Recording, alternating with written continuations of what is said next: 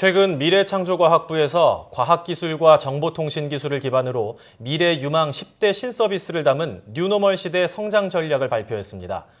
저성장 시대에 선제적으로 대응하기 위한 전략이라고 하는데요. 네, 보다 자세한 내용 미래창조과학부 미래준비위원회 이광영 위원장과 함께 알아보도록 하겠습니다. 안녕하십니까? 예, 안녕하십니까? 네, 저희가 앞서 간략하게 좀 짚어드린 내용인데요. 이 뉴노멀 시대 성장 전략을 발표하셨습니다.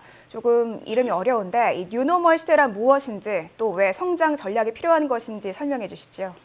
네, 뉴노멀이라는 거는 새로운 노말이라는 뜻입니다. 노말이라면 정상이라는 뜻인데 새로운 노말, 이거는 그동안 우리 경제가 계속 성장하는 추세 속에서 우리가 살아왔는데 전 세계적으로 지금은 저성장, 저물가, 저금리 상태로 지속되고 있습니다.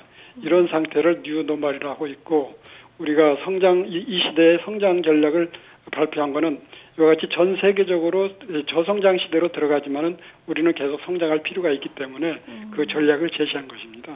네. 그렇다면 이게 전 세계적으로 저성장 시대라고 말씀을 하셨는데 저성장 시대에서 성장 전략을 하는 것도 하나의 방법이지만 여기에 적응을 해서 안전하게 가는 것도 하나의 흐름이 될 것 같은데 여기에 대해서는 어떻게 생각하십니까?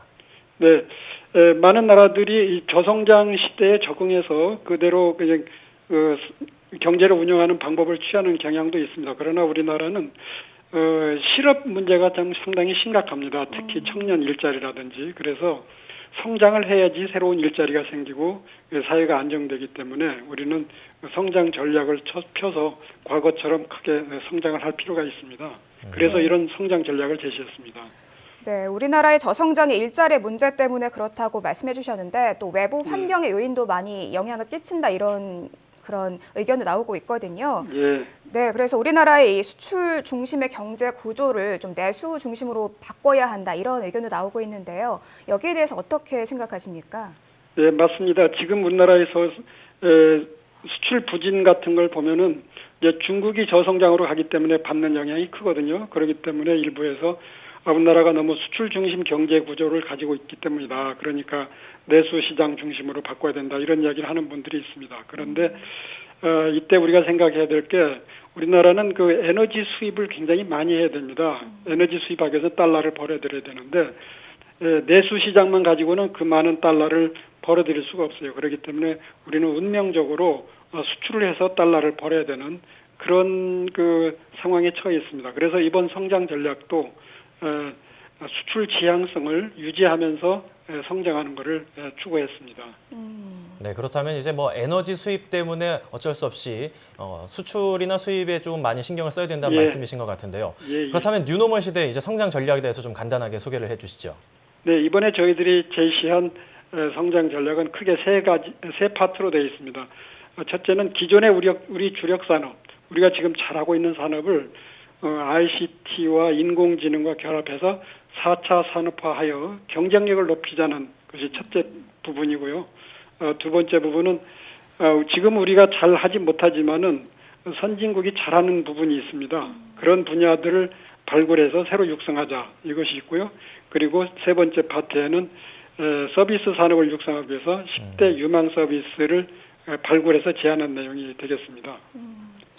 네, 뭐 10대 유망 신서비스가 이 세 가지 파트 중에 하나라고 지금 설명해 주셨는데요. 예. 저희가 앞서서 뭐 가상화폐, 또 맞춤형 원격 의료 이런 것들이 있다라고 간략하게 좀 내용을 전해드렸는데 이 외에도 어떤 것들이 있습니까? 네, 그 외에도 개인 맞춤형 헬스 서비스, 건강관리 해주는 거고요. 또 그 외에 무선 네트워크 운송 서비스, 드론 같은 새로운 기기로 운송하는 거, 그리고 사물 인터넷으로 재난 대응, 그리고 전력 충전 서비스. 앞으로 이제 전기 자동차들이 많이 보급됐기 때문에 이 충전을 어떻게 이제 유선으로 하느냐, 또 무선으로 충전하느냐 이런 것들도 있고요. 또 그린 에너지, 이제 에너지를 지금은 대형 발전소에서 생산해 가지고 다 공급해 주지 않습니까? 근데 앞으로는 대체 에너지가 많이 개발돼서 작은 형 규모의 에너지도 생산해서 그거를 서로 거래하고 사고 파는 그런 플랫폼을 만들고 뭐 이런 서비스들이 아주 이번에 제안됐습니다. 네, 그러면 이 선정 기준은 어떻게 되나요?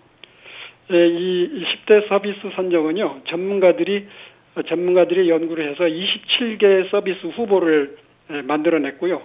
그래서 전문가 그룹 932명에게 설문조사를 했습니다. 그래서 가장 많이 추천이 된 10개를 골라서 이렇게 제시를 했습니다. 현금 없는 금융 서비스도 이제 성장 전략 중에 하나라고 이제 말씀을 하셨는데 이제 일종의 핀테크 기술이라고 생각을 하거든요. 예, 예. 근데 우리나라는 아직 이제 관련 제도가 좀 미비해서 국제 시장에서 활약하기는 좀 늦었다는 지적도 있습니다. 경쟁력이 충분할까요? 우리가 좀 늦은 건 사실입니다. 그러나 우린 또 한번 하면은 잘하는, 아주 열심히 잘하는 그런 그 저력이 있기 때문에 할 수 있다고 생각합니다.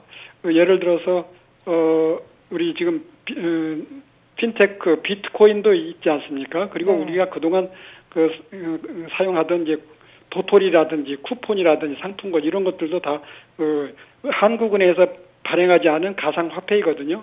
이런 화폐들도 새로 사용하게 되면은 그 시장이 커질 것이고, 그래서 우리 이쪽의 서비스가 많이 발굴이 될 걸로 생각합니다. 네. 근데 어떤 신기술이든 명과 암은 분명히 존재를 하는 것 같습니다. 이 현금 예. 없는 금융 서비스 도입으로 효과도 기대할 수 있겠지만 또 부작용도 우려가 되는데요. 어떻게 생각하십니까? 네, 맞습니다.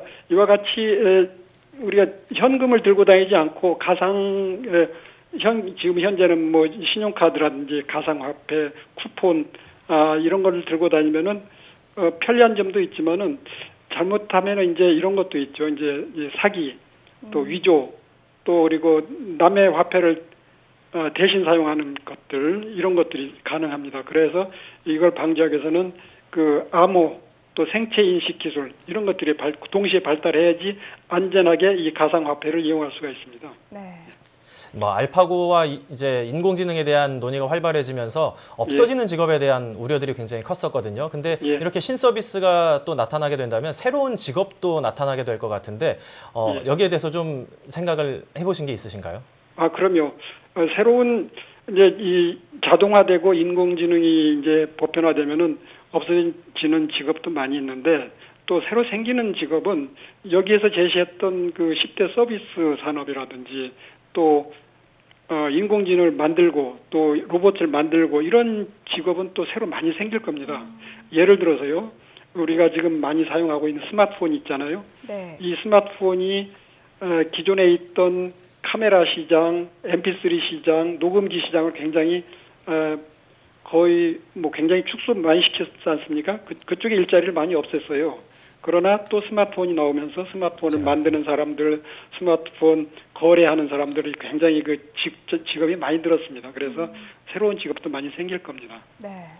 네, 우리 이제 국가를 위해서 또 경제를 위해서 다양한 신기술들이 접목되고 경제를 활발하게 만들 수 있는 원동력이 됐으면 좋겠습니다. 지금까지 미래창조과학부 미래준비위원회 이광영 위원장이었습니다. 오늘 말씀 감사합니다. 예, 감사합니다.